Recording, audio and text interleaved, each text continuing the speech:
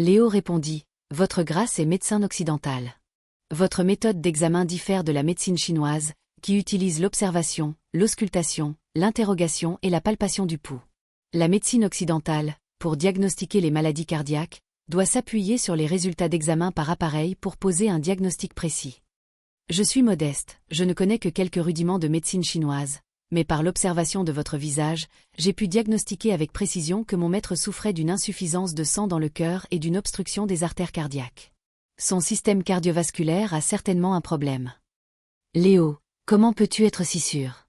As-tu vraiment la technique d'observation de la médecine chinoise, qui te permet, en regardant le visage, de voir d'un coup d'œil que mon père a une maladie cardiaque? Aujourd'hui est un grand jour, celui de mon entrée dans l'école. Je n'aurais pas dû, avant le banquet, empêcher mon maître de boire de l'alcool et de gâcher son plaisir. Mais puisque nous sommes une famille, et que je vois clairement que le système cardiovasculaire de mon maître a un problème, je ne peux pas le cacher. Le signaler directement, c'est ne pas trahir la confiance de mon maître, n'est-ce pas? Zoé Bernard répondit, « Ta personnalité, Léo, est toujours aussi franche qu'au lycée.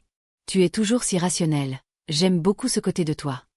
Si le cœur de mon père a vraiment un problème, je te serai infiniment reconnaissante de l'avoir signalé si franchement. » Isabelle, le visage tendu, demanda, « Mon chéri, tu as récemment eu des oppressions thoraciques, des difficultés à respirer, et même des douleurs occasionnelles à la poitrine. Pourquoi ne me l'as-tu pas dit? » Charles Bernard répondit, « Je pensais juste que j'étais trop occupé et fatigué ces derniers temps, je n'y ai pas prêté attention. » Zoé Bernard, très inquiète, demanda, « Maman, le problème cardiaque de papa est-il grave? » Isabelle, en entendant cela, dit, « Ton père présente des symptômes d'oppression thoracique, de difficulté à respirer, de fatigue facile, et même des douleurs occasionnelles à la poitrine. Il est très probable que ce soit dû à une athérosclérose entraînant une ischémie myocardique. Il doit aller à l'hôpital pour un examen complet afin d'obtenir un diagnostic précis. » Charles Bernard, pourtant, n'avait pas peur, « Ma santé a toujours été bonne. Je n'ai pas eu un seul rhume depuis des années. Ce n'est probablement rien. » Isabelle dit avec inquiétude, « Mon chéri, une maladie cardiaque n'est pas une petite affaire. Je vais appeler l'hôpital et t'organiser un examen cardiaque cet après-midi, pour que je sois rassurée. » Charles Bernard, en entendant cela, répondit, « Très bien. Ma femme est une chirurgienne cardiaque réputée à Shanghai, et vice-présidente de l'hôpital Zhongshan affilié à l'université Fudan, et pourtant elle n'a pas détecté que j'avais un problème cardiaque. Heureusement, j'ai eu un excellent disciple, qui sait lire les visages selon la médecine chinoise, et qui a vu que je souffrais d'une insuffisance de sang dans le cœur et d'une obstruction des artères. » Charles Bernard ne put cacher son admiration pour son cher disciple, Léo. Isabelle était un peu honteuse et se blâmait, « C'est vraiment embarrassant. En tant que vice-présidente, ton épouse est trop occupée par son travail à l'hôpital, et elle a négligé de prendre soin de son mari. Tu es le pilier de notre famille, tu ne peux pas t'effondrer. » Charles Bernard, très optimiste, rit, « Ma femme, ne t'inquiète pas. Notre chère fille n'est pas encore mariée.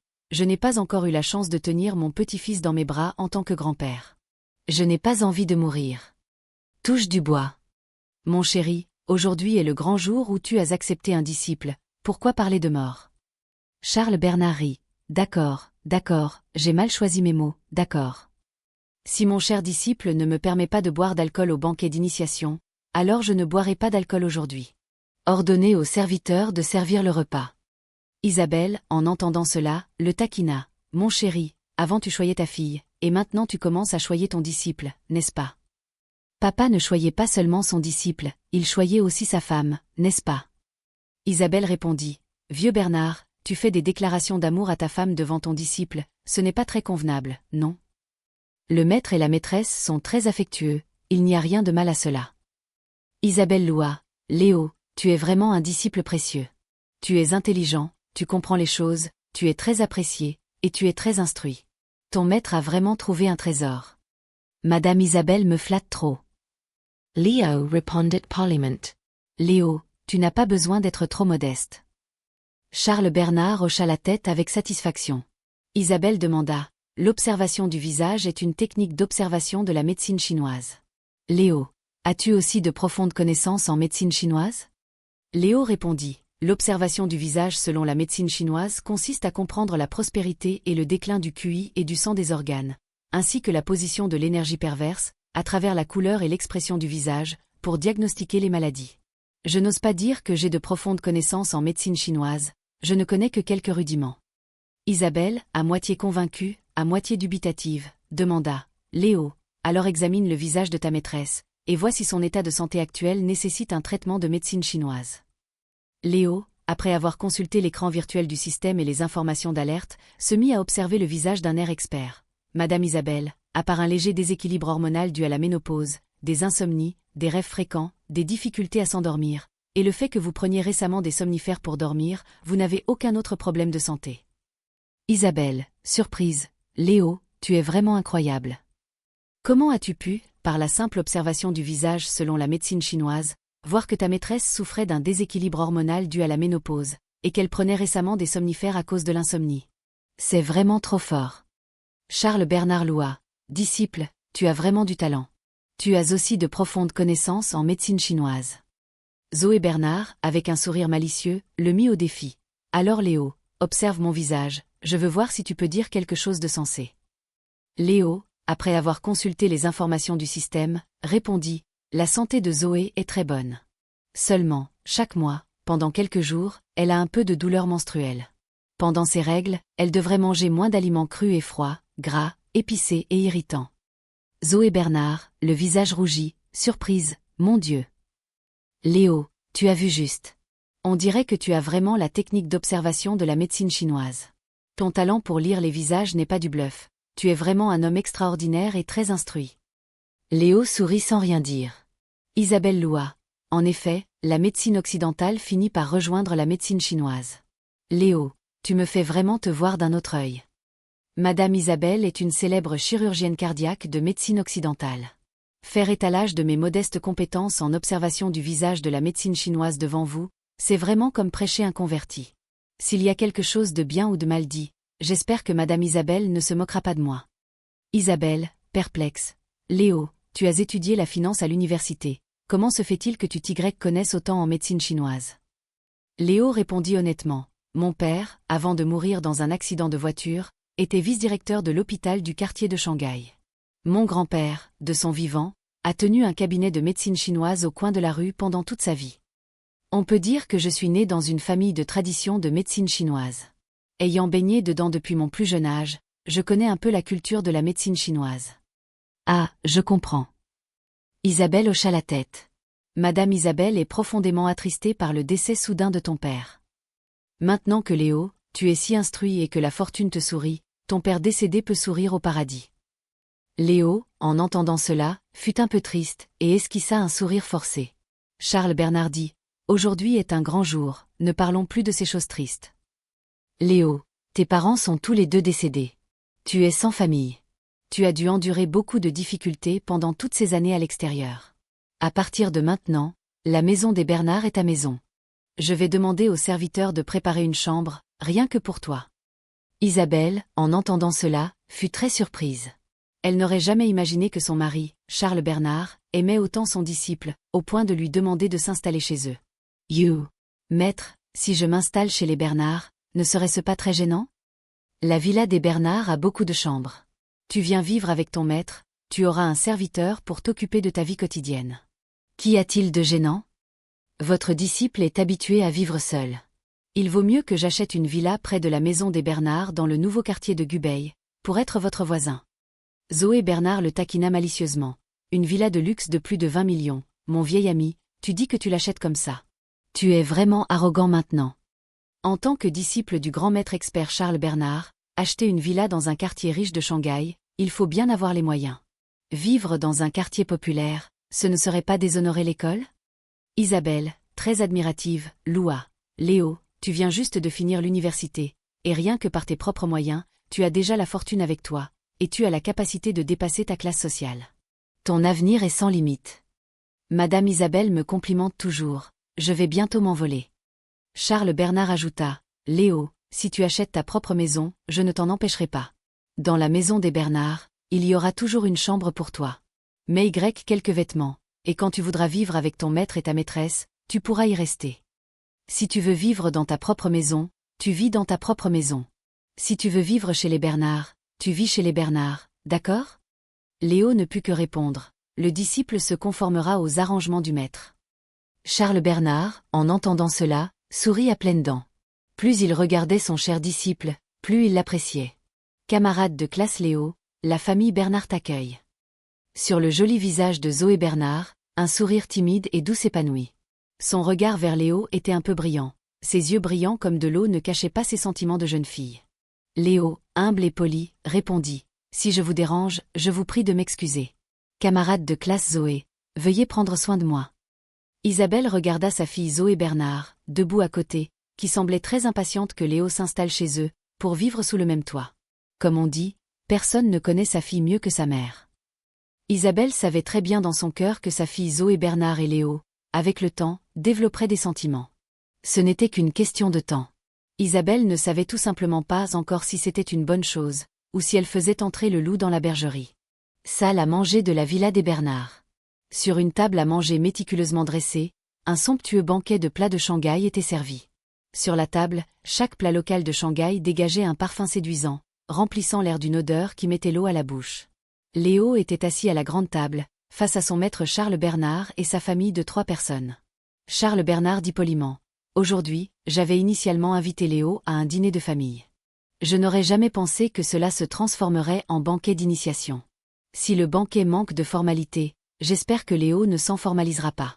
Maître, vous êtes trop poli. Ce somptueux banquet de plats de Shanghai, chaque plat est cuisiné à la perfection. Ce n'est probablement pas le chef privé de la famille Bernard, mais un chef étoilé spécialisé dans la cuisine locale, n'est-ce pas? Isabelle répondit. Ton maître accorde une grande importance à la nourriture. Le chef de la famille Bernard est un chef spécialisé dans la cuisine de Shanghai, de niveau national. Léo, en entendant cela, rit. En d'autres termes, votre disciple, en s'installant chez les Bernard, aura la chance de bien manger. Zoé Bernard dit malicieusement. Léo, je te mets au défi. Sais-tu pourquoi le premier plat chaud aujourd'hui est des crevettes sautées? Léo répondit. Parce que crevette en dialecte de Shanghai est homophone de bienvenue, pour que les invités se sentent chez eux. Bien joué, mon vieil ami, tu en sais vraiment beaucoup. Zoé Bernard sourit magnifiquement. Charles Bernard prit ses baguettes le premier et dit chaleureusement. Léo, ne sois pas trop formel. À partir de maintenant, la maison des Bernard est ta maison.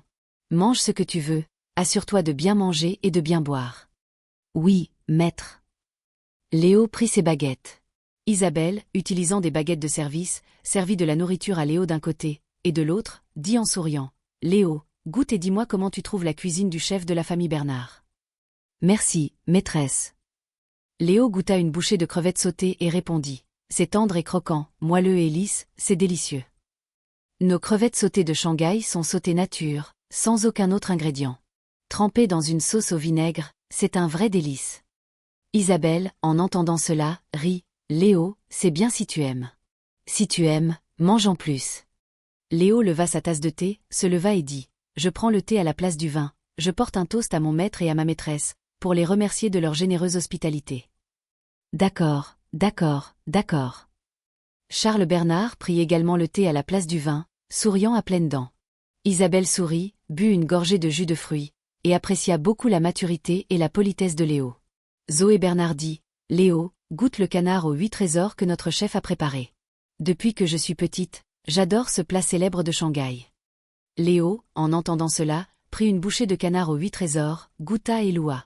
La viande de canard est tendre mais pas pâteuse, la sauce est riche et savoureuse. Je complimente le savoir-faire du chef de la famille Bernard.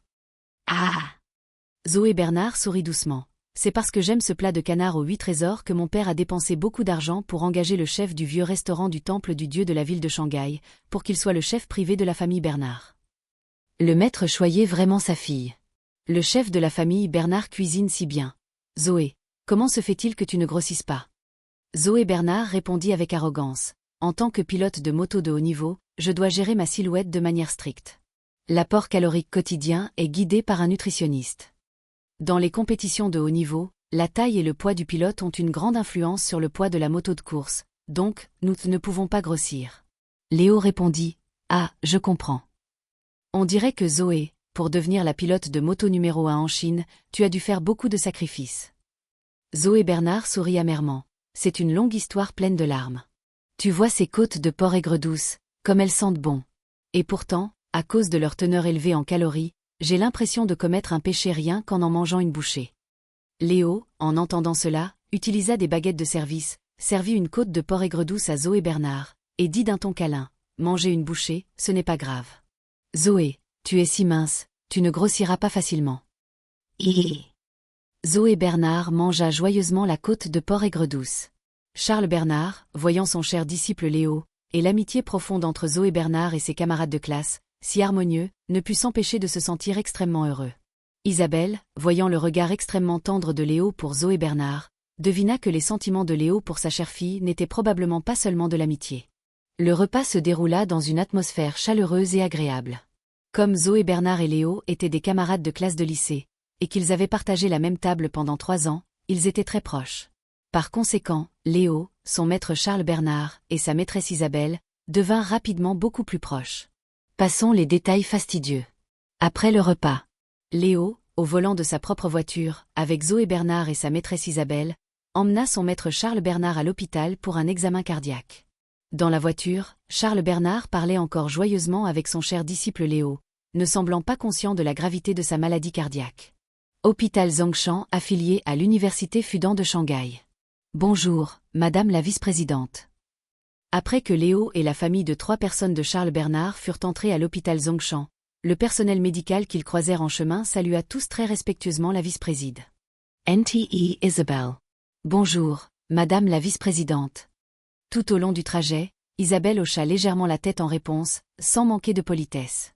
Dans les grands hôpitaux renommés comme l'hôpital Zhongshan, pour effectuer des examens, il fallait prendre rendez-vous et faire la queue. Comme Isabelle avait appelé à l'avance et utilisé son privilège de vice-présidente, le chef du service de radiologie de l'hôpital attendait déjà devant la porte de la salle de radiologie. « Madame la vice-présidente, vous êtes arrivée. C'est votre mari, n'est-ce pas, Monsieur Bernard ? Bonjour. » Charles Bernard serra la main du chef du service de radiologie. « Je suis le mari de votre vice-présidente, Charles Bernard.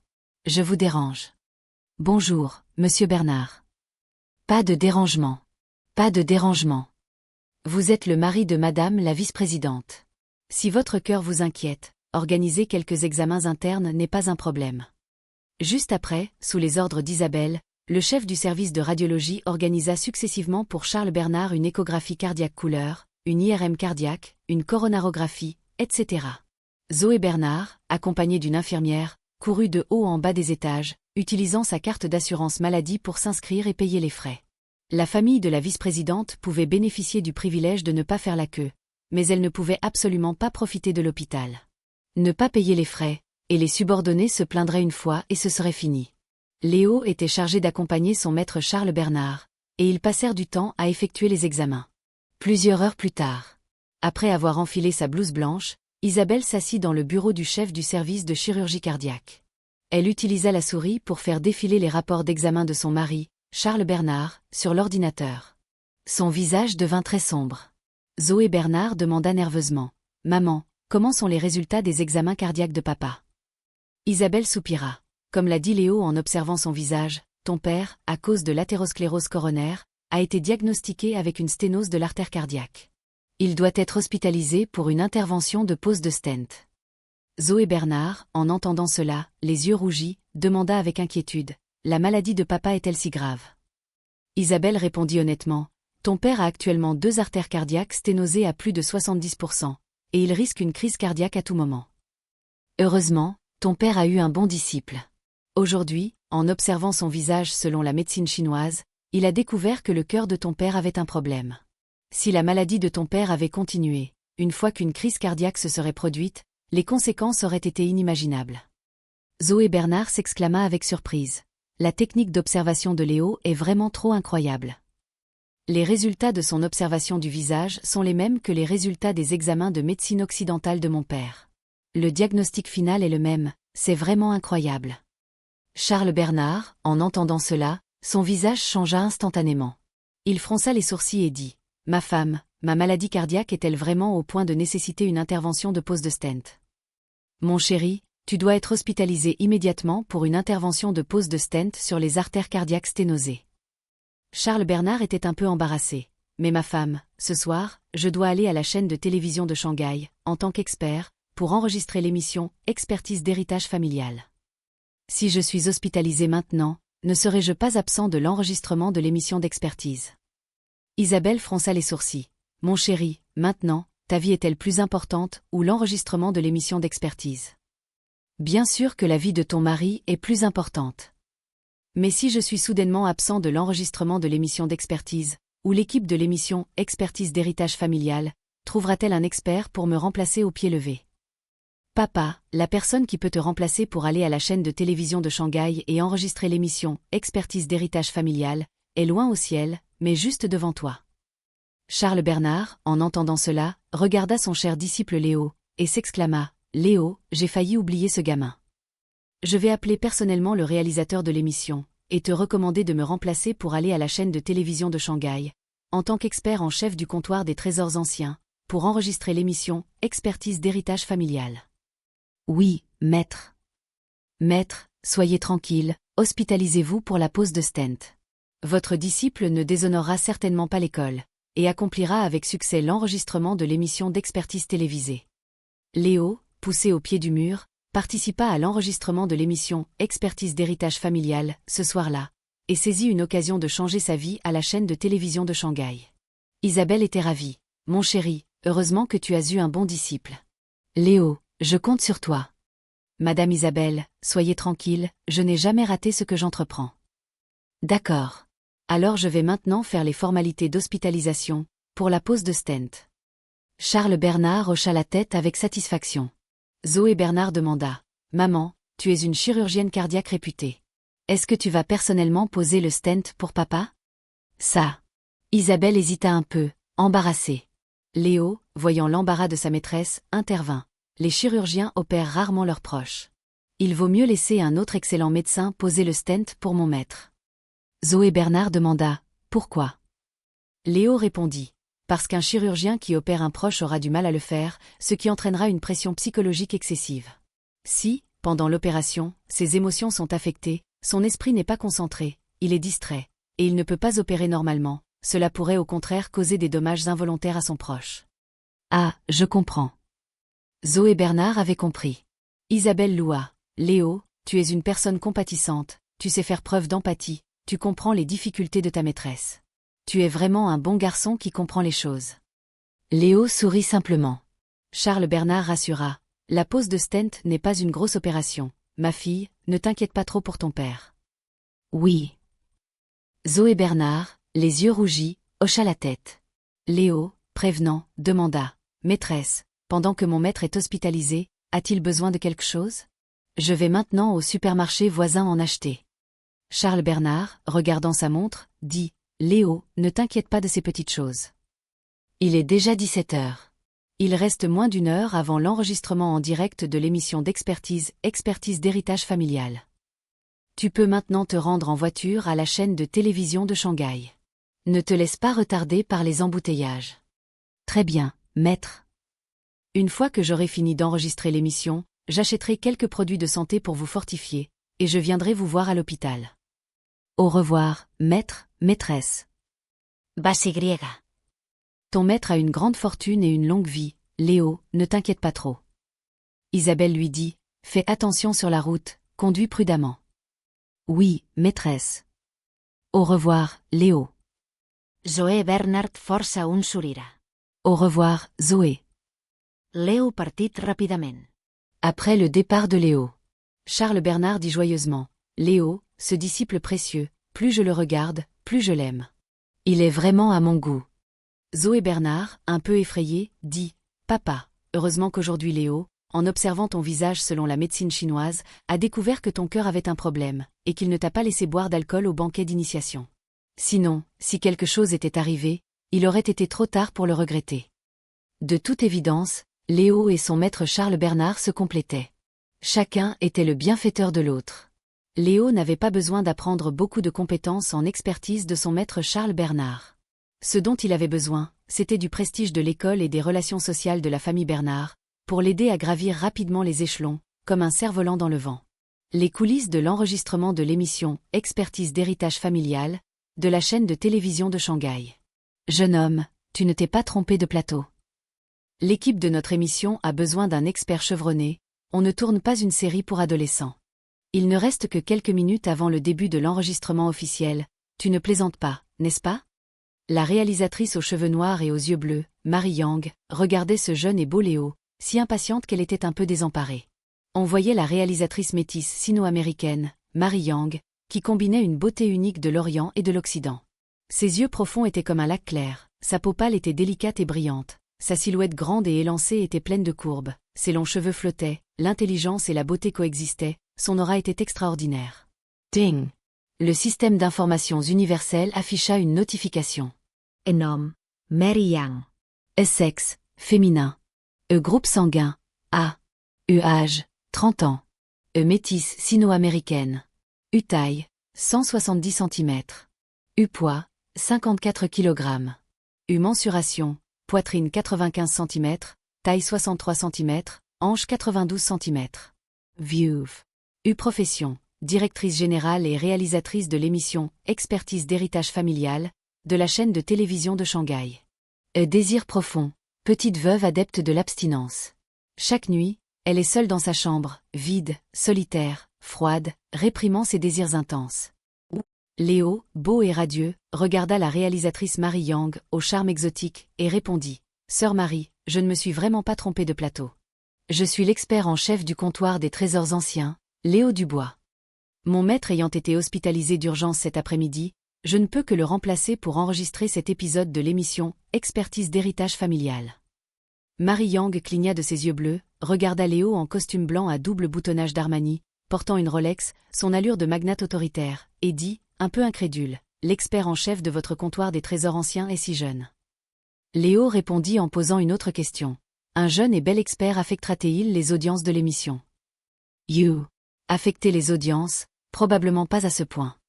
Mary Yang était un peu lasse. C'est juste que les émissions d'expertise des autres chaînes de télévision utilisent toutes des experts chevronnés d'âge moyen et plus âgés. Lors de l'expertise professionnelle des antiquités, de l'examen et de l'estimation, le public aura plus confiance. Je n'ai jamais vu une émission d'expertise de chaîne de télévision utiliser un jeune et beau vase d'experts comme vous. Sœur Marie, vous ne pouvez pas, parce que je suis jeune, mépriser mon talent. Je suis professionnelle dans l'expertise des antiquités.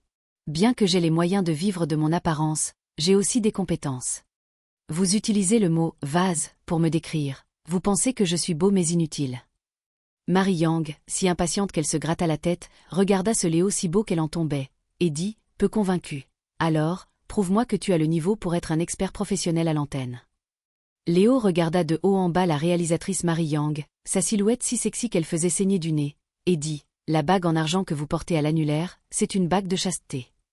Sœur Marie, vous êtes une veuve, et vous respectez la monogamie, un seul cœur, une seule vie, un seul amour, si profondément. Mary Yang, en entendant cela, fut stupéfaite, mon Dieu. Comment as-tu pu voir ça?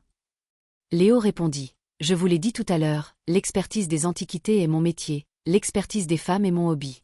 Maintenant, vous devriez croire que j'ai les compétences d'un expert professionnel, et que je peux passer à l'antenne, n'est-ce pas? C'est la première fois que j'entends un homme dire que son hobby est d'expertiser les femmes. Mary Yang essuya une sueur froide. Léo répondit, c'est aussi la première fois que je vois une veuve si fidèle porter une bague de chasteté. Léo, c'est mon secret, j'espère que tu pourras le garder pour moi, ne le dis pas à mes collègues de la chaîne de télévision. Sœur Marie, je ne suis pas un bavard, je n'aime pas parler dans le dos des gens. On vit un membre de l'équipe, inquiet, courir et demander. Réalisatrice, l'émission va bientôt commencer, l'expert absent est-il arrivé? Mary Yang regarda ce Léo grand et beau. Après un moment d'hésitation, elle serra les dents et répondit. Il est trop tard pour trouver un expert plus chevronné maintenant. Tu es le disciple du grand maître expert Charles Bernard, tu devrais avoir les compétences d'un expert. Il n'y a pas d'autre choix, je ne peux que te laisser passer à l'antenne, Léo. Mary Yang afficha un air de résignation. PFF, si ce n'était pas pour dépanner mon maître, je dédaignerais de passer dans votre émission d'expertise. Léo, des coulisses, se dirigea vers le studio. Mary Yang, regardant le dos beau de Léo, pensa, un jeune expert aussi beau, est-il vraiment fiable? Chaîne de télévision de Shanghai. Plateau de l'enregistrement de l'émission Expertise d'héritage familial. Sur les sièges des experts, 2 experts d'âge moyen et plus âgés étaient assis, chuchotant. L'expert d'âge moyen à la coupe en brosse, Gabriel, dit, j'ai entendu dire que Charles Bernard a été hospitalisé d'urgence, il est absent de l'enregistrement de cet épisode, il a recommandé son disciple pour le dépanner, en tant qu'expert remplaçant le vieux Bernard pour l'enregistrement. L'expert aux cheveux grisonnants, Antoine, dit « Depuis quand le vieux Bernard a-t-il un disciple? Je n'en savais rien. » C'est vrai. Je ne sais pas non plus d'où sort le disciple du vieux Bernard. Gabriel haussa les épaules. J'ai entendu dire par l'équipe de l'émission que le disciple du vieux Bernard vient de finir l'université, c'est un gamin de 20 ans et quelques. Oser passer à l'antenne en tant qu'expert, n'est-ce pas absurde? Antoine ricana. Il n'a étudié l'expertise que depuis quelques jours, et il ose déjà se présenter à la télévision en tant qu'expert. N'est-ce pas de l'imposture? Tout à l'heure, quand l'enregistrement commencera, nous allons délibérément laisser le disciple du vieux Bernard examiner les objets en premier, pour voir s'il peut dire quelque chose de sensé. Gabriel acquiesça. D'accord, d'accord. Si le disciple du vieux Bernard se trompe à la télévision, alors le grand maître expert Charles Bernard perdra la face à cause de son disciple. Antoine dit, dans d'autres domaines, on peut peut-être tromper son monde, mais ce gamin n'a pas encore toutes ses plumes, et il ose déjà se faire passer pour un expert à la télévision. Je veux voir tout à l'heure avec quelle compétence le disciple du vieux Bernard va s'en sortir. Gabriel dit à voix basse, ne parle plus, le disciple du vieux Bernard arrive. On vit Léo s'approcher des sièges des experts, et saluer poliment. Mes respects à vous deux, mes oncles et aînés. Je suis le disciple direct de monsieur Charles Bernard, Léo Dubois. Vous êtes tous les deux de vieux amis et collègues de mon maître. Aujourd'hui, nous travaillons ensemble, je vous prie de bien vouloir prendre soin de moi. Antoine sourit d'un air faux. Cher neveu, tu es beau et élégant, jeune et talentueux. J'ai hâte de voir ta performance lors de l'expertise tout à l'heure. Gabriel, souriant comme un tigre portant des perles de prière, dit méchamment, cher neveu, pour ta première émission d'expertise, nous deux, tes oncles, nous allons essayer de parler moins, et te laisser plus d'occasions d'expertiser, d'estimer et de passer à l'antenne, pour que tu puisses te montrer devant les téléspectateurs du pays. Léo, plus intelligent que la moyenne, vit naturellement que les deux vieux renards devant lui le méprisaient et n'avaient certainement pas de bonnes intentions, s'attendant à ce qu'il se ridiculise devant les téléspectateurs du pays en se trompant dans son expertise. Alors, Léo sourit et répondit, « Merci à vous deux, mes oncles et aînés, pour votre gentillesse. Je ne déshonorerai certainement pas mon école, et je ferai de mon mieux. » Antoine, en entendant cela, échangea un regard avec Gabriel. Les deux rirent d'un air faux, pensant avoir réussi à piéger Léo. Ils ne se doutaient pas qu'ils allaient bientôt, pour avoir méprisé Léo, se faire méchamment rembarrer à l'antenne. Au même moment, Marie Yang arriva sur le plateau, s'assit devant le moniteur de la caméra, et vit Léo, assis sur le siège de l'expert, vêtu de son costume blanc à double boutonnage d'Armani, d'une beauté à tomber, très photogénique. Dans les gradins du studio, les spectateurs étaient déjà installés, jeunes et vieux, hommes et femmes, tous impatients que l'enregistrement commence. Le caméraman demanda dans son oreillette. Dans cet épisode, l'expert assis au centre, comment se fait-il que ce soit un si jeune et bel homme? Cette émission a 3 experts. Léo, jeune et beau, assis entre 2 experts d'âge moyen et plus âgés, se démarquait encore plus, comme un point lumineux. Marie Yang, le talkie-walkie à la main, répondit. À l'origine, c'était le grand maître expert Charles Bernard qui devait s'asseoir au centre, mais il a été hospitalisé d'urgence. Son disciple, Léo, a dû le remplacer au pied levé. L'assistant réalisateur rappela. Sœur Marie, l'enregistrement va commencer. Le présentateur est en coulisses, prêt à monter sur scène. Marie Yang, le talkie-walkie à la main, dit. Toutes les équipes, en position. 3, 2, 1. Lumière, caméra, réalisateur, prêt. Compte à rebours, 15 secondes. Compte à rebours, 5 secondes. 5, 4, 3, 2, 1. Action. Après le générique, le public applaudit chaleureusement. Juste après, 2 présentateurs, un homme et une femme, le micro à la main, montèrent sur scène en souriant. La présentatrice commença. Apportez votre trésor à notre rendez-vous. Le présentateur sourit et dit. Partageons ensemble la chance et la sagesse. La présentatrice dit. Bienvenue à tous dans la première émission de collection du pays, expertise d'héritage familial. La ligne chaude de la chance est ignorée. Le présentateur dit. Chers téléspectateurs de tout le pays, si vous souhaitez participer à notre émission, vous pouvez appeler la ligne chaude pour vous inscrire. La présentatrice dit. Avant d'inviter le premier propriétaire de trésor de cet épisode à monter sur scène, permettez-moi de vous présenter les 3 experts invités à l'émission. Le présentateur dit. Le premier expert est un expert en antiquité renommé de notre pays, Monsieur Antoine. Le public applaudit chaleureusement. Le vieux renard Antoine, les cheveux grisonnants, fit un signe de la main à la caméra, en guise de salut aux téléspectateurs.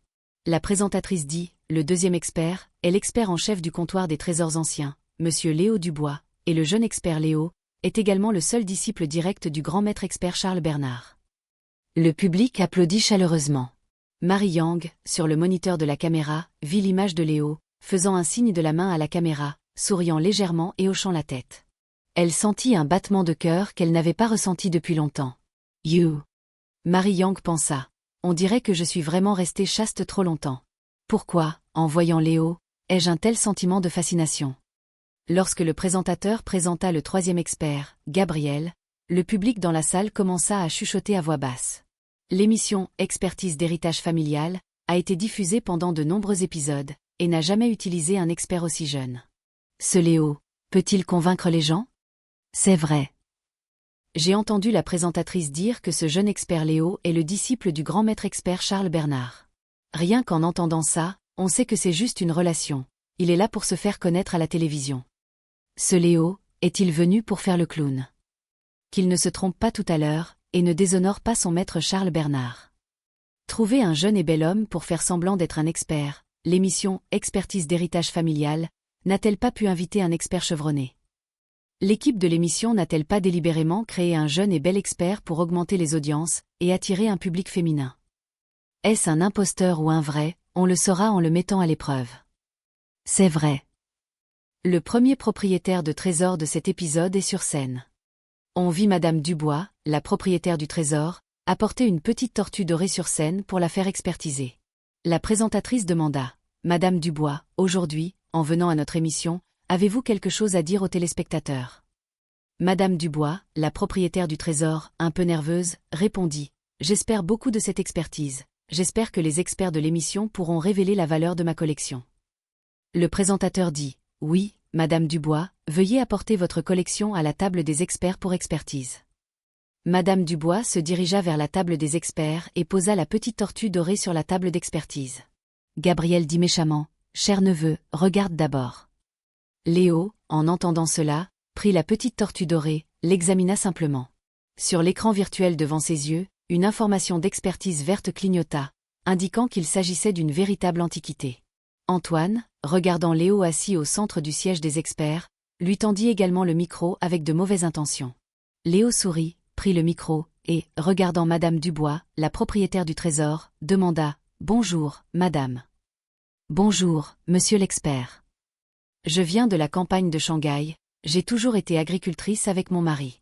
Je voudrais savoir à quoi sert cette petite tortue dorée. » Léo, regardant les informations, répondit.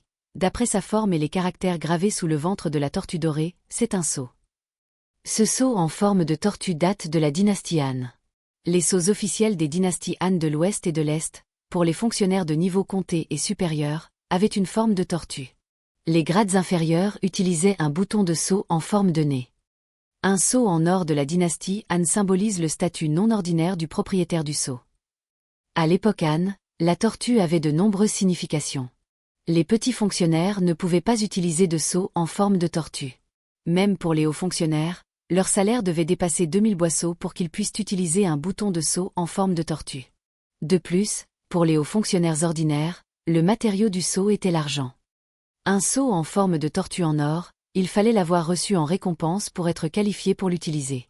Cette réglementation existait parce que la tortue avait une signification non ordinaire dans l'Antiquité.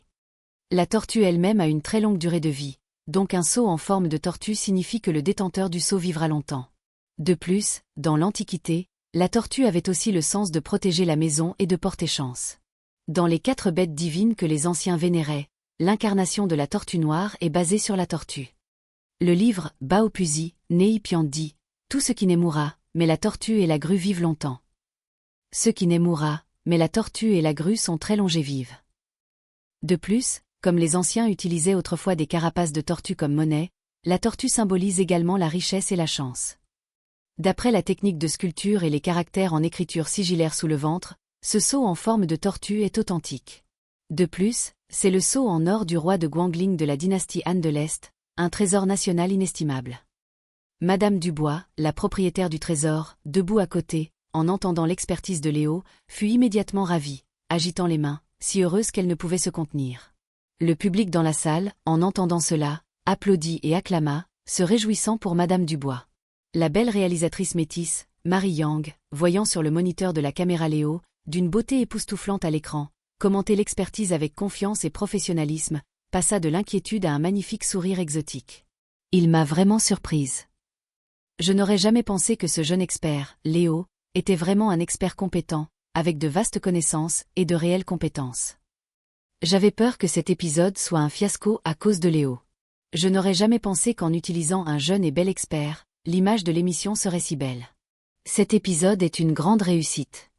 Au même moment, Antoine, en entendant cela, fut très surpris. De toute évidence, Antoine n'aurait jamais imaginé que Léo, après avoir examiné l'objet lui-même, oserait, sans demander l'avis de ses deux aînés, lui et Gabriel, annoncer le résultat de l'expertise devant les téléspectateurs et la caméra. Le disciple de Charles Bernard est vraiment arrogant. Je veux bien voir s'il a vraiment les compétences d'expertise, ou s'il se ridiculise devant tout le monde et fait perdre la face à son maître.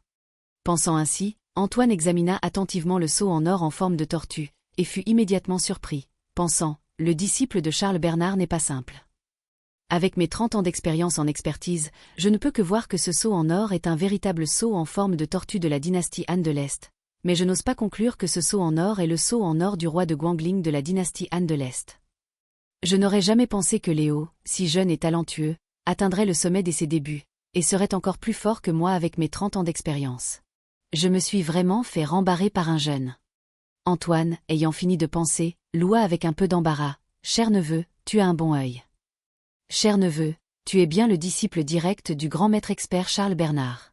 Le résultat de l'expertise est exact, c'est vraiment l'élève qui dépasse le maître. » Gabriel, surpris de voir Léo expertiser le seau en or en forme de tortue comme le seau en or inestimable du roi de Guangling de la dynastie Han de l'Est, fut immédiatement choqué et convaincu par ce jeune expert débutant. Après avoir examiné attentivement le seau en or en forme de tortue, Gabriel admira secrètement les compétences d'expertise de Léo, tout en ayant de mauvaises intentions. On vit Gabriel poser une question piège. « Madame Dubois, comment avez-vous obtenu ce seau en or en forme de tortue ?» Madame Dubois, la propriétaire du trésor, répondit honnêtement. « C'est quand ma famille, à la campagne, a rénové notre vieille maison, que nous l'avons trouvée sous les fondations. » Gabriel, utilisant la morale pour la forcer. Ce seau en or en forme de tortue est extrêmement rare, sa valeur culturelle est très élevée. Madame Dubois devrait le remettre à l'État, pour contribuer à la protection du patrimoine culturel de la Chine. Léo, en entendant cela, trouva cela un peu ridicule. Le seau en or inestimable du roi de Guangling de la dynastie Han de l'Est, le remettre à l'État en échange d'une médaille et d'une prime de 500 yuan, n'était-ce pas conseiller aux gens d'être stupides? Madame Dubois, la propriétaire du trésor, en entendant cela, son sourire se figea. De toute évidence, Madame Dubois était très mécontente des paroles de l'expert Gabriel, qui utilisait la morale pour la forcer à le remettre à l'État. Alors Madame Dubois montra immédiatement son attitude, refusant poliment. « Ce seau en or inestimable peut changer le destin de ma famille pauvre. Je ne suis venue ici que pour faire expertiser son authenticité et sa valeur, je n'ai pas l'intention de le remettre à l'État. » Gabriel ajouta. « Madame Dubois ne comprend peut-être pas la loi sur la protection du patrimoine culturel.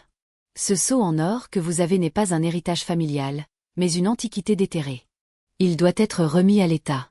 Le posséder est illégal. » Madame Dubois, en entendant cela, fut un peu confuse et dit faiblement. « Avoir trouvé un trésor sous les fondations de ma vieille maison, comment est-ce que ne pas le remettre à l'État peut être illégal ?» Antoine, souriant comme un tigre portant des perles de prière, répondit. « Ce n'est pas parce que vous avez trouvé le seau en or chez vous qu'il vous appartient, Madame Dubois. La Constitution stipule que les antiquités déterrées sont classées comme d'autres ressources et appartiennent à l'État. Donc, légalement, il devrait être remis à l'État. En théorie, l'État placera ce seau en or que vous avez remis au musée pour exposition. Quand vous voudrez voir ce seau en or, vous pourrez aller au musée à tout moment pour l'admirer. » Madame Dubois, en entendant cela, écarquilla les yeux, sidérée, ne sachant que faire. Léo demanda. « Madame Dubois, lorsque votre famille a rénové la vieille maison, avez-vous trouvé autre chose sous les fondations, en plus du seau en or ?» En plus du seau en or, il y avait aussi un rouleau de soie. J'ai déjà demandé à un expert de le regarder. Madame Dubois tendit le vieux rouleau de soie à Léo. Léo ouvrit le rouleau de soie, et, après l'avoir lu, un sourire malicieux et difficile à détecter apparut sur son visage. Le contenu du rouleau de soie était un message du propriétaire du sceau en or de l'Antiquité. En gros, il disait que sa famille avait été fonctionnaire pendant plusieurs générations, mais qu'ils avaient rencontré la guerre et avaient été contraints de cacher le sceau en or ici. Si quelqu'un le trouvait plus tard, cela prouverait qu'ils avaient un lien. Il offrait donc ce sceau en or à la personne qui le trouverait. La date était de la dynastie Qing, et il y avait aussi la signature du propriétaire. Exact, l'occasion pour Léo de rembarrer ces deux vieux renards était arrivée. Alors, Léo sourit et dit « Madame Dubois, ne vous inquiétez pas. D'après ce qui est écrit sur ce rouleau de soie, la découverte de ce sceau en or est une forme de transmission par don. Le droit de propriété du sceau en or vous appartient. Vous n'avez pas besoin de le remettre à l'État. » Madame Dubois, la propriétaire du trésor, en entendant cela, son visage s'illumina à nouveau d'un sourire joyeux. Son cœur, qui était suspendu, se détendit enfin.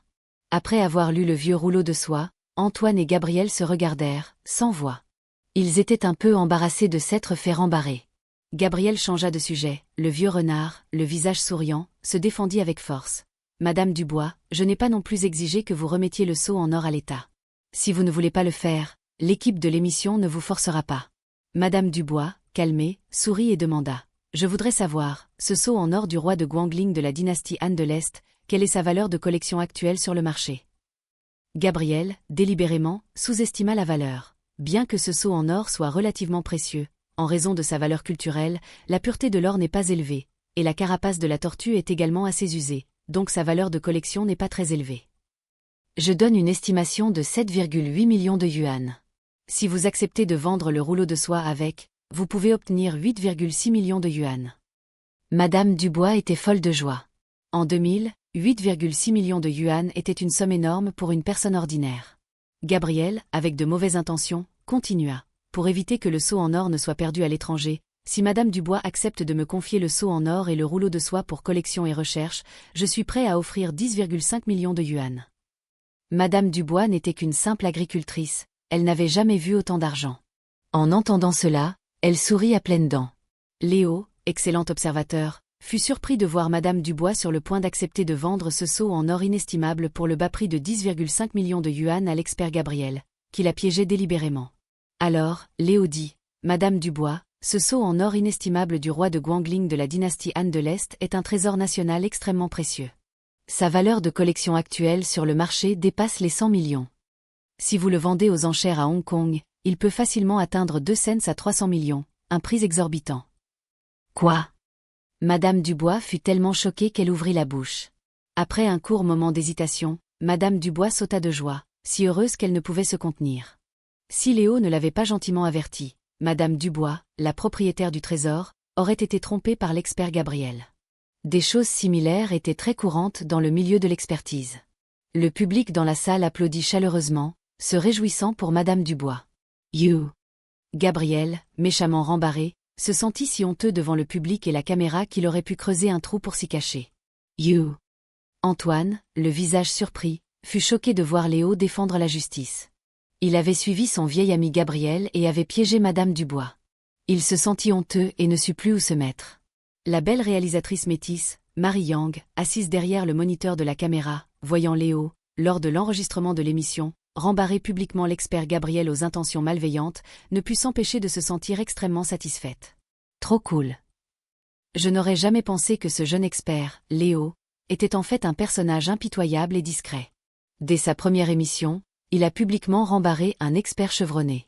C'est vraiment un jeune veau qui n'a pas peur du tigre, un homme talentueux et audacieux. Léo ose, dans une émission d'expertise télévisée, piétiner un aîné comme Gabriel pour se faire un nom. Il n'est absolument pas une personne ordinaire. Cet épisode, une fois diffusé, sera certainement très actuel et sujet à débat. Les audiences sont assurées. Au même moment, les deux présentateurs, un homme et une femme, se précipitèrent pour dire quelques mots fades, afin de dissiper l'embarras sur le plateau et d'aider l'expert Gabriel à s'en sortir. You. Gabriel, méchamment rembarré, était furieux que Léo ait ruiné sa bonne affaire. Il serra les dents, mais ne put rien faire contre Léo. À contre-cœur, Gabriel ne put que regarder Madame Dubois, la propriétaire du trésor, emporter le sceau en or inestimable, sous les applaudissements du public, quittant la scène et le plateau en souriant. Leo, secretament, afficha un sourire de satisfaction. Une fois cet épisode de Expertise d'héritage familial diffusé, tant que les téléspectateurs ne sont pas stupides, ils verront que l'expert Gabriel voulait tromper la propriétaire du trésor. Sa réputation sera ternie, et son intégrité de fin de vie sera difficile à préserver. Avant même que Léo n'ait eu le temps d'y penser, on entendit le présentateur inviter le deuxième propriétaire de trésor à monter sur scène. On vit un vieil homme aux cheveux grisonnants, portant un vase en porcelaine bleu et blanc, monter sur scène sous les applaudissements du public. Lors de son dialogue avec le présentateur, le vieil homme, propriétaire du trésor, se présenta sous le nom de Monsieur Zhang, et dit avec confiance en souriant que le vase en porcelaine bleu et blanc qu'il avait apporté pour expertise valait 3 millions de yuan. Après un simple dialogue, sous la conduite du présentateur, Monsieur Zhang se dirigea en souriant vers la table des experts, et posa soigneusement le vase en porcelaine bleu et blanc, d'une grande beauté, sur la table d'expertise. Je prie les 3 experts d'expertiser et d'estimer ce vase en porcelaine bleu et blanc que j'ai apporté. Gabriel, qui venait de se faire méchamment rembarrer, était de mauvaise humeur. Il n'avait pas l'esprit à examiner la porcelaine, il jeta simplement quelques regards pour la forme, et ne donna aucun commentaire d'expertise. Antoine, ne voulant pas que Léo lui vole toute la vedette dans l'émission, prit les devants pour examiner l'objet, puis le critiqua de la tête aux pieds. Monsieur Zhang, la collection que vous avez apportée est un vase à prunier en porcelaine bleu et blanc avec des branches de fleurs et de fruits, de l'époque Yongle de la dynastie Ming. S'il était authentique, ce serait de la porcelaine impériale, cuite dans les fours impériaux de Jingdezhen à l'époque Yongle de la dynastie Ming. C'est juste dommage que la technique de fabrication de ce vase à prunier ne soit pas assez raffinée, la blancheur du corps est un peu médiocre, mais le peintre de l'émail bleu et blanc est assez habile. À l'époque Yongle, on utilisait un type de cobalt bleu appelé sumaliking, importé, avec une teneur en fer relativement élevée, une couleur riche et vive, et souvent des taches de rouille. Le cobalt bleu de ce vase n'est pas typique de l'émail importé. Sous le corps blanc, l'émail bleu et blanc sous la glaçure n'est pas assez riche, la couleur brune des taches de cristallisation de fer sur les fruits n'est pas naturelle, et la diffusion n'est pas uniforme. J'expertise ce vase en porcelaine bleu et blanc de l'époque Yongle comme une contrefaçon de haute qualité des années 70. Il ne vaut absolument pas 3 millions de yuan, tout au plus 300 yuan, pour le mettre chez soi et le regarder. Monsieur Zhang, l'expert invité, en entendant cela, faillit mourir de colère et dit avec fureur, « Vous. Cet expert est trop irresponsable, comment peut-il dire n'importe quoi? Ça me tue de rage. » Le présentateur se précipita et dit, « Monsieur Zhang, ne vous fâchez pas. Dans le milieu de la collection, acheter une contrefaçon est courant. Vous ne pouvez pas ne pas l'accepter simplement parce qu'un expert dit que c'est une contrefaçon. » Monsieur Zhang, si en colère que sa barbe se hérissa, sortit un certificat d'expertise de sa poche et le jeta sans ménagement sur la table d'expertise, disant avec une colère non contenue, « Antoine, ouvre grand les yeux et regarde bien. » On vit que sur le certificat d'expertise de ce vase en porcelaine bleu et blanc, la date de l'expertise était d'il y a 20 ans, et que le nom de l'expert, dans la première colonne, portait la signature et le sceau de l'expert Antoine. L'expert Antoine, voyant sa signature et son sceau sur le certificat d'expertise, se sentit immédiatement très honteux de son erreur d'il y a 20 ans. Léo, assis à côté, dit d'un air surpris et à voix haute, « La signature et le sceau sur le certificat d'expertise sont bien ceux de Monsieur Antoine. N'auriez-vous pas, il y a 20 ans, délivré un certificat d'authenticité pour ce faux vase en porcelaine bleu et blanc de l'époque Yongle ?» Le public, en entendant cela, poussa un cri de surprise, et tourna des regards étonnés et méprisants vers Antoine, qui était très embarrassé sur son siège d'expert. Antoine était sur des charbons ardents. Face au regard suspicieux du public et à la caméra, son visage était comme s'il avait mangé une mouche. Il se retrouva dans une situation embarrassante, incapable de se défendre devant les téléspectateurs du pays.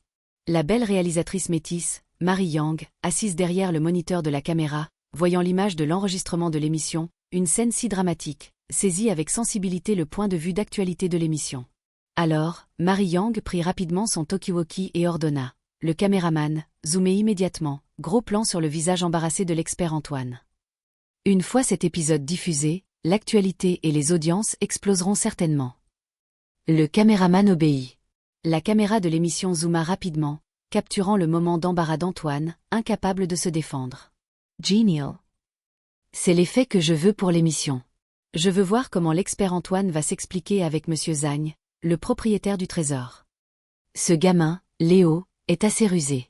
Il aime le spectacle et ne craint pas le chaos. Il a délibérément mis l'aîné Antoine dans une situation embarrassante. Maintenant, il y a du spectacle. Sur le joli visage métis de Marie Yang, Un sourire de satisfaction difficile à cacher se dessina. Monsieur Zhang, le propriétaire du trésor, debout sur scène, regardait l'expert Antoine avec colère, si en colère qu'il était sur le point d'avoir une crise. Le public dans les gradins, tous devenus des spectateurs curieux, jetait des regards méprisants et dédaigneux sur Antoine, qui était dans une situation embarrassante.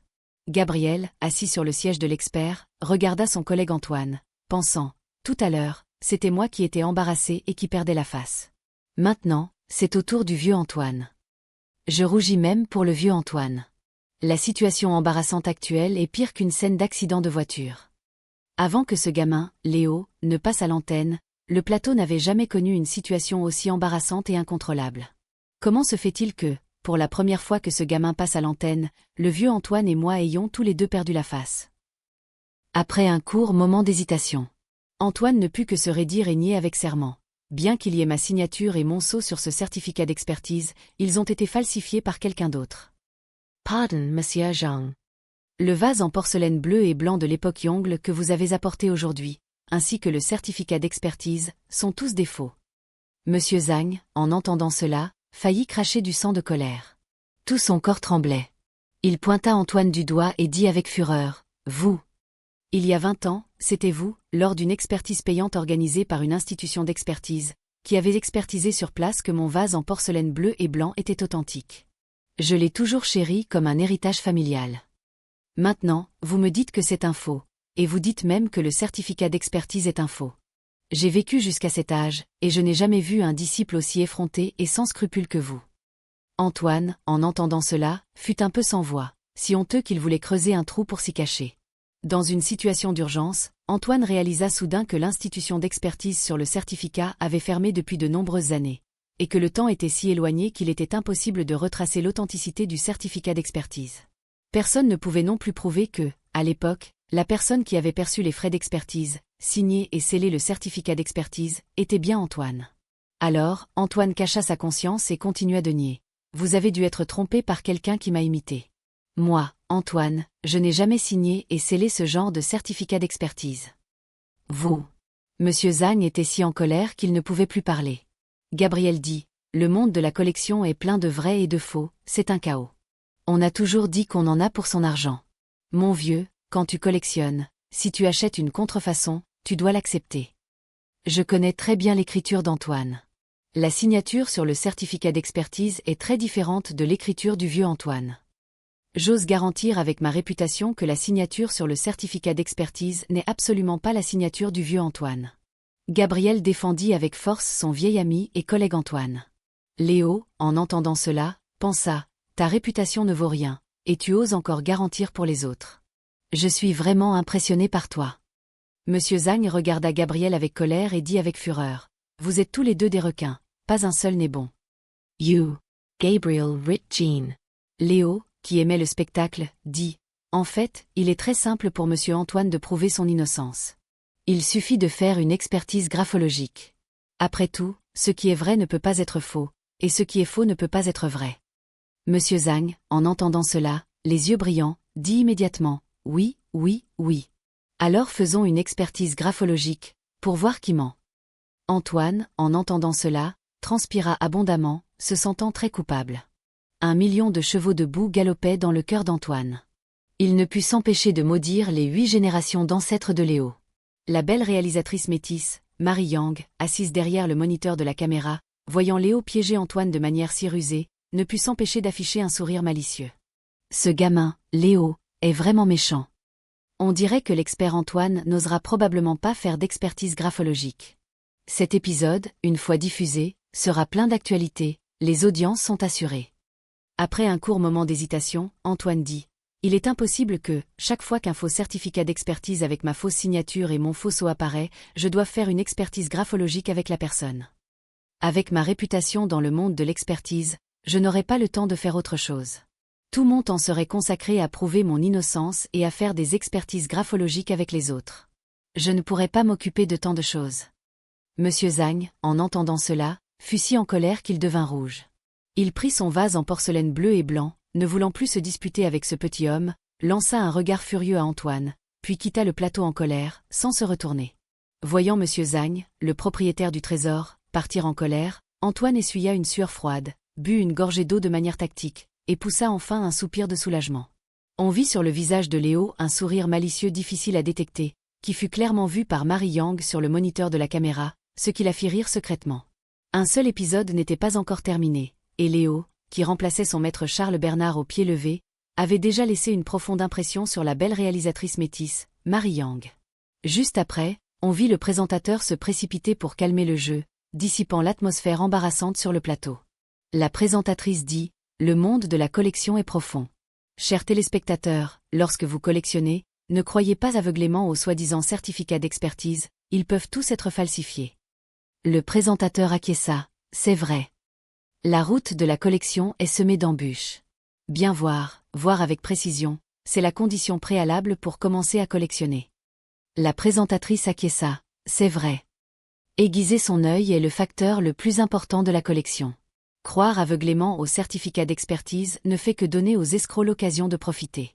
Chers téléspectateurs, vous devez en tirer une leçon. » Le présentateur dit « Ensuite, nous applaudissons chaleureusement le prochain propriétaire de trésors à monter sur scène. » Sous les applaudissements du public, le troisième propriétaire de trésors monta sur scène. Pendant le reste de l'enregistrement, l'expert Antoine, se sentant honteux, parla beaucoup moins, et termina l'enregistrement en se forçant. L'expert Gabriel, également honteux, laissa passivement toutes les occasions d'expertiser, d'estimer et de passer à l'antenne à Léo pour le mettre en valeur. Léo, grâce au système d'alertes informationnelles universelles, expertisa et estima professionnellement les trésors des propriétaires invités. Il parla avec aisance pendant l'émission, brillant de mille feux, et reçut des applaudissements incessants du public. L'émission des trois experts se transforma en une démonstration d'expertise de Léo. Le présentateur prononça les mots de conclusion. Le générique de fin de l'émission retentit. L'enregistrement de l'émission « Expertise d'héritage familial » était terminé. Le public se leva, un peu insatisfait, et quitta le plateau sous la conduite du personnel. L'expert Antoine se leva immédiatement. « Je ne vous retiens pas plus longtemps. Moi, Antoine, je suis un peu fatigué aujourd'hui, je prends congé. Vieux Antoine, je prends ta voiture, nous quittons la chaîne de télévision de Shanghai ensemble. » Gabriel se leva pour partir. Léo se leva et sourit faussement. « Mes deux oncles et aînés, bonne route. Je ne peux pas vous accompagner plus loin, à la prochaine fois. » Antoine força un sourire et dit, très à contre-cœur, « Cher neveu, au revoir. » « Au revoir. » Gabriel sourit faussement et poliment.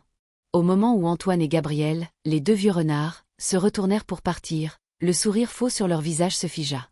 Ils avaient envie de jurer. Gabriel, le visage mécontent, dit à voix basse, « Cet enregistrement m'a rendu si honteux que j'ai failli avoir un cancer. » Antoine, le visage couleur de terre, prit une profonde inspiration et dit, furieux, « Aujourd'hui, j'ai vraiment perdu la face, ça me tue de rage.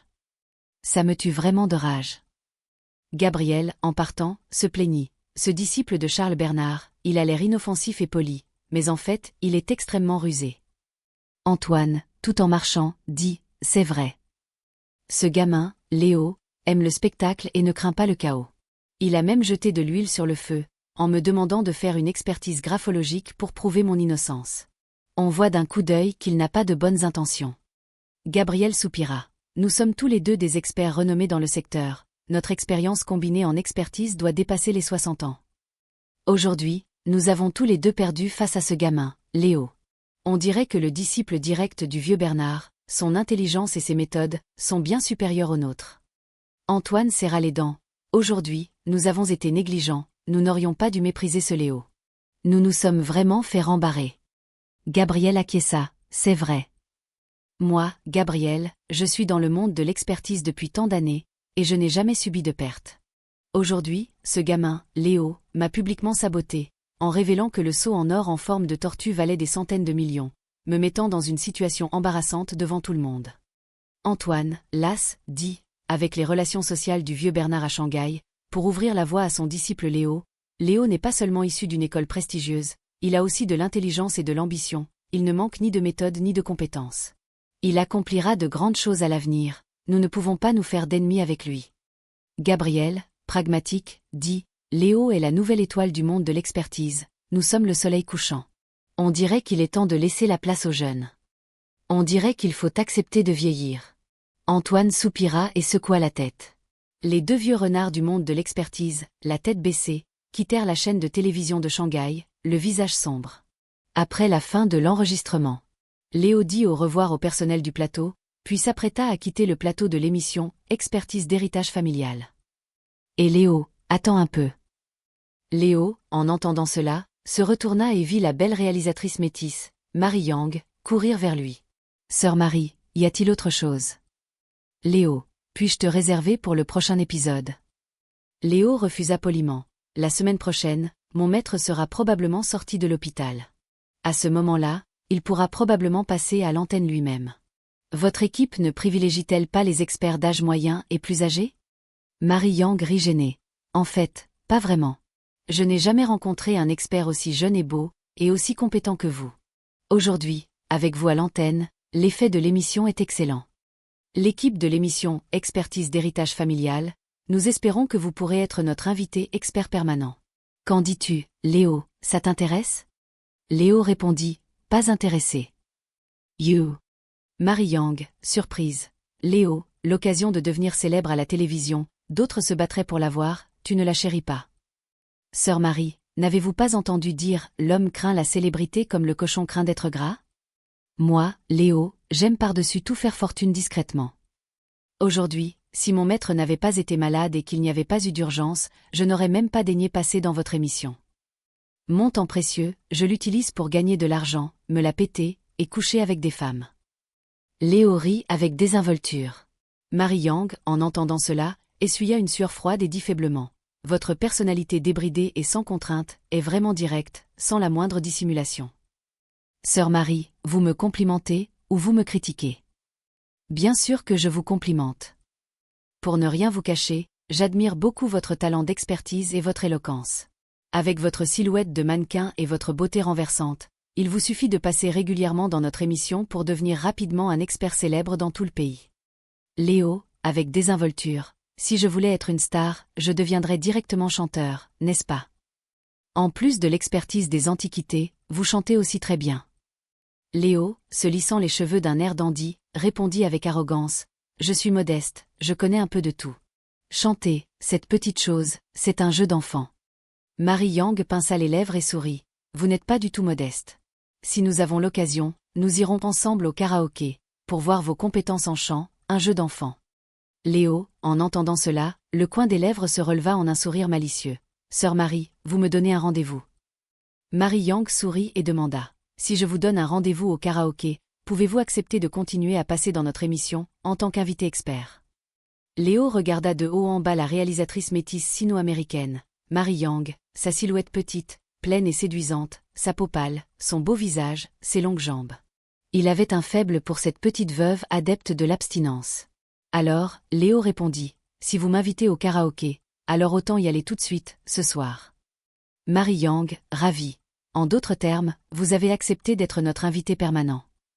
Léo, moitié en plaisantant, moitié sérieusement, répondit. En fait, je ne suis pas intéressé par votre émission, je ne suis intéressé que par vous, sœur Marie. Vous êtes trop belle, comme une fleur printanière. Cela fait longtemps qu'un homme ne m'a pas flatté avec des mots doux. Bien que votre compliment soit un peu désinvolte, je suis quand même très heureuse. Le sourire de Marie Yang était un peu amer. Sœur Marie, je vous attends au parking souterrain de la chaîne de télévision après le travail. Ma voiture est garée au sous-sol 1, zone A, place 32. D'accord. On se voit tout à l'heure. Marie Yang cligna de ses yeux bleus, souriant doucement et avec charme. À tout à l'heure. Léo dit cela et partit. Marie Yang, regardant le dos beau de Léo, sentit son cœur battre un peu la chamade, pensant « Qu'est-ce que je suis en train de faire ?» Comment ai-je pu, sans m'en rendre compte, accepter d'aller au karaoké avec Léo? Comment ai-je pu, sans m'en rendre compte, accepter d'aller au karaoké avec Léo? Un homme et une femme seuls dans une chambre, rien que d'y penser, mon cœur s'accélère. Marie Yang, tu es une veuve. Arrête de penser à des bêtises. Marie Yang se retourna et se plongea dans son travail, se dirigeant vers les coulisses de l'équipe de l'émission. La belle réalisatrice métisse, Marie Yang, dirigea personnellement le montage de l'émission. Une fois que la post-production se déroula sans accroc, elle quitta enfin la chaîne de télévision de Shanghai, rassurée. La nuit. Le quartier de Jing'an, à Shanghai. Le club de nuit KTV Cashbox. Le meilleur KTV du continent à l'époque, le club de nuit KTV Cashbox de Jing'an, à Shanghai, était absolument haut de gamme, luxueux et chic en 2000. Un serveur conduisit Léo et Marie Yang dans une petite salle de KTV du Cashbox. Léo se plaignit. « Sœur Marie, cette chambre est un peu trop petite. » Marie Yang plissa les yeux et sourit faussement. « Léo, n'as-tu pas entendu dire le client suit le maître ? Les tarifs du KTV Cashbox sont très élevés. C'est moi qui invite et qui paie. Bien sûr que je dois contrôler le budget.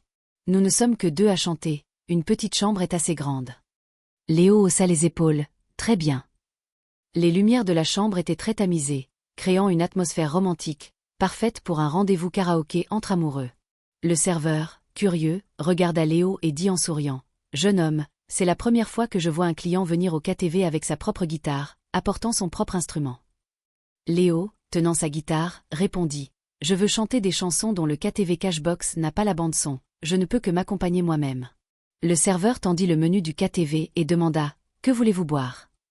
Léo répondit. « 2 bouteilles de whisky importé. » Marie Yang, en entendant cela, essuya une sueur froide et l'arrêta en riant maladroitement. « Non, non, non, une 12aine de bières, ça ira, hi. » Léo la taquina. « Sœur Marie, vous n'avez pas besoin d'être si radine, n'est-ce pas ? Je ne suis pas une réalisatrice célèbre, je suis une salariée. Contrairement à vous, qui investissez dans les œuvres d'art et les antiquités, et dépensez sans compter. Vous voulez que je boive le vent d'ouest dans un demi-mois ? Sœur Marie, votre salaire à la chaîne de télévision de Shanghai ne doit pas être bas, n'est-ce pas ? Chaque mois, je dois payer mon prêt immobilier et mon prêt automobile. Comment aurais-je de l'argent de poche à dépenser à la légère ? Léo fit une moue et haussa les épaules. Sœur Marie parle si tristement. Alors, je vais vous offrir le karaoké ce soir, par compassion pour une belle femme. Marie Yang, en entendant cela, tira la langue en riant, puis dit, « Serveur, changez la 12aine de bières que je viens de commander pour 2 bouteilles de whisky importé. » Le serveur, en entendant cela, sourit, « Oui, mademoiselle. » Sœur Marie, pas possible. C'est moi qui paie, pourquoi ne buvez-vous plus de bière ? Marie Yang plissa les yeux et sourit. Boire de la bière bon marché, ça ne correspond pas à votre aura. Ah! Leo Rit. Le serveur continua de demander, voulez-vous manger quelque chose ? Marie Yang, regardant le menu du KTV, répondit avec un sourire malicieux. Des têtes de canard épicées, des coups de canard épicés, des gésiers de canard épicés, du bœuf séché, des ailes de poulet marinées au piment, des cacahuètes bouillies salées, des calamars séchés effilochés, des pistaches, du pop-corn, un de chat. Qu'est? Ah, oui. N'oubliez pas, 2 assiettes de fruits variés. Oui, mademoiselle. Le serveur, ayant noté la commande, quitta la petite salle. Léo ne put s'empêcher de rire. C'est moi qui invite, et vous dépensez immédiatement sans compter. Marie, n'est-ce pas un double standard ? Marie Yang plissa les yeux et répondit malicieusement. Une seule de vos montres Rolex coûte plus de 100 000. Ces petites dépenses, pour les grands investisseurs en art et antiquités comme vous, ce n'est rien du tout. Sœur Marie, ne me flattez pas. Je ne suis pas un grand patron, je suis un petit légume. Léo, qu'est-ce que ça veut dire, petit légume ? Léo expliqua, petit légume est un dialecte de la région du Yunnan, du Guizhou et du Sichuan. Le sens original est que les légumes deviennent mous après avoir été cuits. Et comme une personne, après avoir bu, devient molle comme un légume cuit, on utilise souvent ce mot pour taquiner ceux qui sont ivres après un seul verre. Marie Yang se couvrit la bouche et rit. Léo, tu es vraiment intéressant. C'est la première fois que j'entends ce mot, petit légume. On dirait que ce soir, je vais devoir te faire boire jusqu'à ce que tu deviennes un petit légume. Ah! Marie Yang, la métisse sino-américaine au charme exotique, riait si joliment. Sœur Marie, quel genre de musique aimez-vous ? Je vais vous chanter une chanson. Léo gratta les cordes de sa guitare. Marie Yang répondit, des chansons d'amour profondes. Léo, beau, tenant sa guitare, dit d'un air mélancolique, une chanson d'amour que j'ai composée, attends une minute, dédiée à la belle et émouvante sœur Marie. Léo, tu sais aussi composer ? Marie Yang était un peu incrédule. Léo ne répondit pas, mais, beau et mélancolique, tenant sa guitare, gratta les cordes, et commença à jouer, attends une minute, avec une profonde émotion. L'introduction classique retentit, et dès que Léo commença à chanter, Marie Yang fut stupéfaite. La petite veuve métisse, Marie Yang, regardant Léo chanter avec une profonde émotion, se transforma en fan en une seconde. Sa voix était si belle que son cœur s'emballa, ses oreilles sur le point de tomber enceinte. Si le temps a oublié de tourner, a oublié d'emporter ce qui est. Pourrais-tu aujourd'hui encore t'arrêter au jour où tu as dit que tu m'aimais? Et puis, dans un coin du monde. Il y a une maison à nous. Tu dis que ma poitrine te réchauffera. Si la vie n'a pas de regrets, pas de vagues. Pourrais-tu ne jamais avoir un jour où tu dis au revoir? Peut-être que le cœur tendre de la jeunesse ne peut supporter le vent, ne peut supporter les vagues. Si aujourd'hui je pouvais revenir à hier, je ferais un compromis avec moi-même. J'attends encore une minute. Peut-être la minute suivante. Voyant tes yeux qui fuient, je ne laisserai pas les larmes tristes remplir ton visage. La chanson « Attends une minute » explosera sur Internet 7 ans plus tard. Léo la chanta 7 ans en avance, en 2000, pour la petite veuve métisse Mary Yang, qui l'écouta comme hypnotisée, dépassant de loin la musique populaire de l'époque. Mary Yang, en l'écoutant, fut profondément émue. Elle ne pouvait pas croire que ce Léo, qui semblait si dandy et décontracté, pouvait écrire une chanson d'amour aussi profonde. L'image de Léo, à cet instant, fut complètement inversée. Mary Yang, en une seule chanson, vit que Léo était en fait une personne qui accordait une grande importance aux sentiments. Fatal. Un coup fatal. Mary Yang, qui était restée chaste pendant de nombreuses années, fut si absorbée en écoutant Léo chanter qu'après la fin de la chanson, ses yeux étaient embués de larmes. On vit Mary Yang, les yeux pleins de larmes, regarder Léo. Les paroles lui rappelant le passé, elle semblait se souvenir de tristes événements, et mit longtemps à sortir de l'atmosphère mélancolique de la chanson. Mary Yang renifla et marmonna, la voix étranglée. Cette chanson me fait si mal au cœur, elle chante comme si elle chantait mon histoire. Si la vie n'a pas de regrets, pas de vagues, pourrais-tu ne jamais avoir un jour où tu dis au revoir? Le temps passe, mais je ne peux jamais l'oublier. Léo tendit lentement sa main droite, essuya doucement les larmes de Mary Yang, et dit, d'un air mélancolique et profond, « Oublier ce qu'il ne faut pas se souvenir, c'est le mieux pour toi. Le passé, laisse-le passer. » Mary Yang, les yeux pleins de larmes, regarda Léo et dit, faible et pitoyable, « Ta main est si chaude. » Léo dit doucement, « Mon étreinte est encore plus chaude. As-tu besoin que je te prête mon épaule pour t'appuyer? PFF, je ne veux pas que tu profites de moi. » Mary Yang renifla et se retourna pour essuyer ses larmes. Je n'aurais jamais pensé que sœur Marie, si décisive au travail, était si sentimentale dans la vie. Une seule chanson, et je t'ai fait pleurer. Alors la prochaine chanson d'amour que j'ai composée, qui fait pleurer, devrais-je la chanter ou non? Ou ne pas la chanter? Mary Yang, surprise, pas possible. Léo, tu es aussi un artiste? Tu as plus d'une chanson d'amour aussi profonde et agréable à entendre? Léo, se lissant les cheveux d'un air dandy, répondit avec arrogance, « Je suis modeste, je connais un peu l'écriture et la composition. Composer des chansons, cette petite chose, c'est un jeu d'enfant. » Mary Yang éclata de rire, les yeux pleins de larmes, elle sourit à ce beau Léo et le taquina. « Tu te vantes, un jeu d'enfant, c'est ton expression fétiche. » Léo, d'un air profond, répondit, « Donne-moi une chance, je peux te connaître davantage. » You. Mary Yang, en entendant cela, fut stupéfaite. Le coin des lèvres de Léo se releva en un sourire malicieux. En fait, cette phrase, c'est mon expression fétiche. Mary Yang essuya une sueur froide et dit avec mépris. Donne-moi une chance, je peux te connaître davantage. Cette phrase, tu as dû la dire à beaucoup de femmes, n'est-ce pas?